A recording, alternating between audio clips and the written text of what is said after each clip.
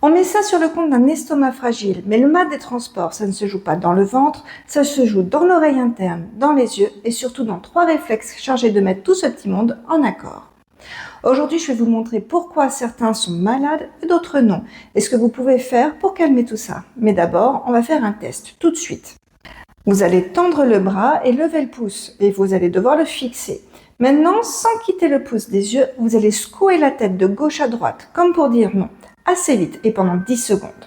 La question, votre pouce est-il resté net, stable et parfaitement visible? Si c'est le cas, votre système de stabilisation du regard fait bien son travail. C'est lui qui nous protège du mal des transports. S'il est devenu flou, qu'il sautait, que vous vous êtes ressenti presque mal tout de suite, c'est que le système est en peine. Et c'est exactement lui qui se fait déborder dans la voiture. Gardez votre résultat en tête parce que ce petit test, c'est une miniature de tout ce qui se passe quand vous avez mal au cœur en voiture. Je vous explique pourquoi, ainsi que les 2 réflexes qui sont en lien. Et rassurez-vous, en fin de vidéo, je vous donne les exercices pour entraîner tout ça. J'en profite si vous aimez ce format, un sujet, un test, un exercice, abonnez-vous, j'en fais régulièrement. Alors hop, on s'abonne et on continue. Pour tenir debout et savoir où vous en êtes dans l'espace, votre cerveau croise toutes les informations. L'oreille interne qui détecte les mouvements, les yeux qui voient le décor et les pieds qui indiquent si nous nous déplaçons ou non. Tant que ces 3-là racontent la même histoire, tout va bien. Le problème, c'est quand ils se contredisent. En voiture, vous lisez un livre. Votre oreille interne sent que ça bouge, mais vos yeux, fixés sur la page, disent que tout est immobile. Conflit. Et là, le cerveau fait un raisonnement très ancien et un peu absurde. Si mes sens se contredisent à ce point, c'est que j'ai probablement dû être empoisonné. Sa solution?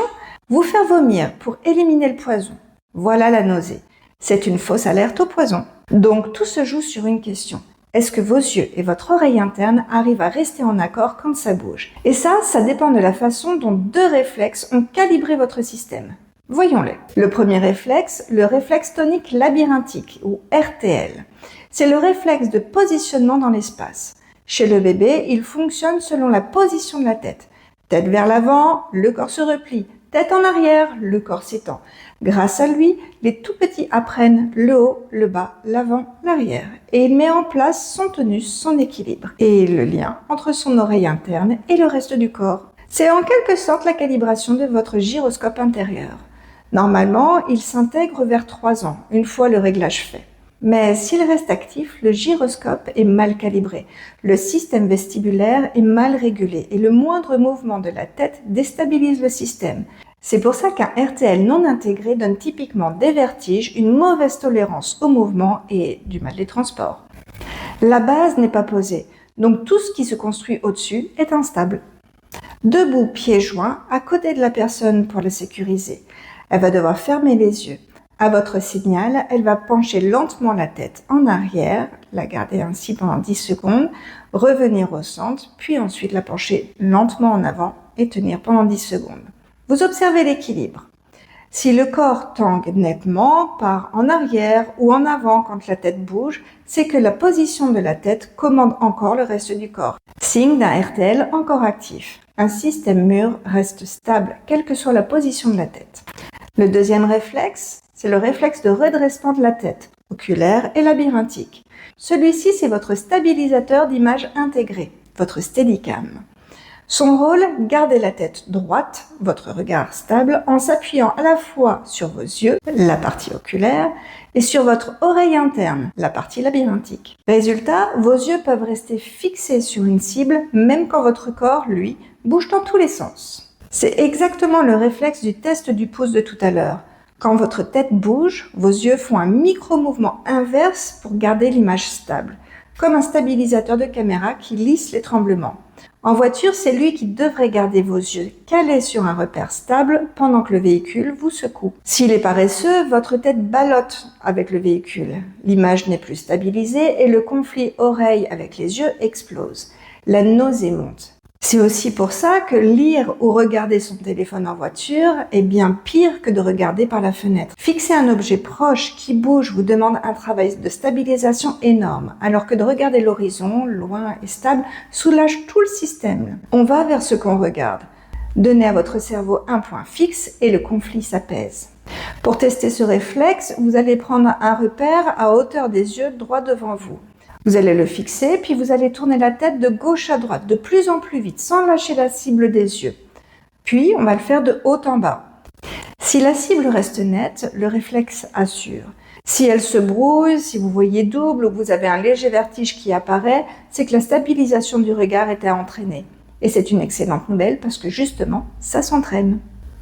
Pour l'objectif, ça va être de recalibrer le gyroscope, pour le RTL, et de remuscler la stabilisation de l'image grâce au réflexe de redressement de la tête. Pour recalibrer le RTL, on va se positionner à quatre pattes et on va baisser doucement la tête vers la poitrine en arrondissant le dos. On va tenir 3 secondes, puis on va relever doucement la tête en creusant légèrement le dos pendant 3 secondes.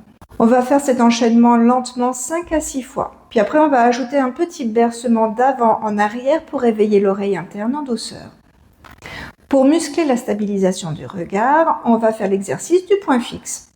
Vous allez prendre un repère visuel devant vous à hauteur des yeux et vous allez tourner la tête de gauche à droite en gardant la cible parfaitement nette pendant 20 à 30 secondes. Puis on va recommencer, mais cette fois-ci de haut en bas. On va augmenter la vitesse au fur et à mesure des jours, mais il faut toujours que l'image reste nette. Niveau supérieur, on peut le faire en tenant en équilibre sur une seule jambe ou en marchant lentement sur place en fixant toujours bien ce point. On va pratiquer ces exercices pendant 2 minutes par jour et pendant 6 semaines environ. Allez-y progressivement. Si un exercice déclenche un vrai vertige, réduisez l'amplitude et la vitesse. Retenez l'essentiel, le mal des transports, ce n'est pas de la fragilité, c'est une histoire de calibration. 3 capteurs, oreille interne, les yeux, le corps, et des réflexes chargés de les accorder. Quand on les entraîne, le cerveau réapprend à garder l'image stable et le conflit s'apaise. Un mot de prudence. Tout ceci relève d'une approche éducative. Ce n'est pas un diagnostic. Des vertiges intenses, soudains ou persistants, ou un mal des transports qui apparaît du jour au lendemain méritent l'avis d'un professionnel, que ce soit avec un médecin ou un kiné vestibulaire. Si vous avez des questions, dites-les-moi en commentaire, j'y répondrai avec plaisir. Et si vous voulez comprendre comment ce fameux RTL influence également la posture et les apprentissages, je vous mettrai une vidéo en lien, comme ça vous pouvez approfondir le sujet. Je vous dis à très bientôt pour la prochaine vidéo. Ciao!